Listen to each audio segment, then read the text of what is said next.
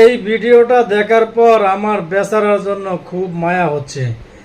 বেচারা দলের জন্য কত না ত্যাগ করলো, কত না জীবনটাকে বিসর্জন দিল। এখনো উনি ছাত্র, উনি তো এখন যুব দলে আছে।